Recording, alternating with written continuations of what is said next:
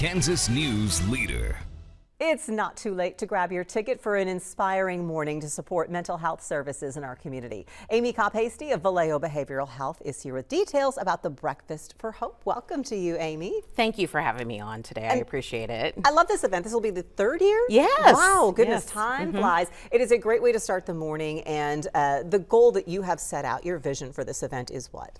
Well, what we always want to do is make new relationships, friend raise. We'd like to raise some money as well, and really just start the day hearing from an incredible keynote speaker and hearing his story and his tale, which I know you know, Sheriff Kirsch. Sheriff well. Eric Kirsch of Wabunsee County. He's been here. He's been on our Hear Me, See Me podcast and shared his story in depth. But this is a very inspiring message that he has, particularly when we talk about our first responders in our community and our military veterans. Yes, absolutely.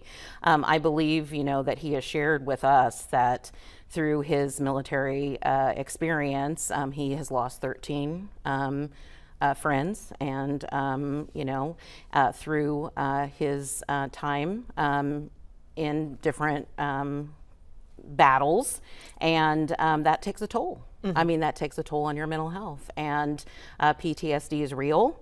And it can then lead to other things like self-medicating with alcohol, which happened in his case. And, he has a very interesting story and one that's very inspiring, and I hope people will come out to hear it. Absolutely. And you don't have to wait to hear his story. If you need help right now, 988 is the number for you to call. I want everybody to know that that is there. Just reach out, speak with somebody. You also have a champion that you're going to honor. Who is your champion this year? Yes, Carolyn Jones. She's a retired nurse. She just retired from Stormont Vale Health.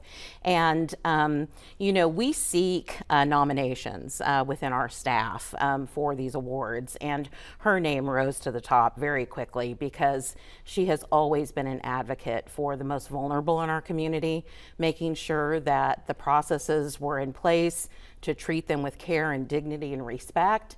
And she's just always been a very vocal person, wanting to make sure that the unsheltered population is able to access mental health care, and so we're very happy to get to honor her. And that access part is so key because we don't want help for mental health, support for mental health to be reserved for only people who are of wealthy means. So that's why the money part of this is so important. What kind of resources does it take to ensure that people can access the help when they need it? Well, we have a 24-hour crisis center, and we have a 24-hour crisis line, and we have a mobile crisis team that will literally go out and find people where they are if they're experiencing suicidal ideation.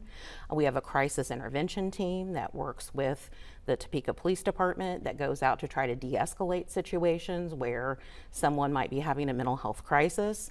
And so all of those programs take funding, and we often have gaps in that funding, and so a breakfast like this helps with that. Well, we hope that a lot of people will attend. The Breakfast for Hope is coming up the first Friday in May, Friday, May 2nd from 8 to 9 a.m. So you can pop on in, get a good breakfast, hear some inspiring words before you head to work. Being held at the Beacon. The QR code is right there. Individual tickets, just $60. You still can get a reserved table of 8 if you would like as well. ValeoTopeka.org/events is the website. If you didn't have a chance to grab the QR code, I will put it on WIBW.com as well, so you can go there. Such vital services that you have at Valeo, and the Valeo Foundation is there to make sure everyone can access help when they need it. Family members can find support as well. Amy, appreciate you, and we hope to see a lot of people at the Breakfast for Hope. We're glad you could join us today for Eye on Northeast Kansas.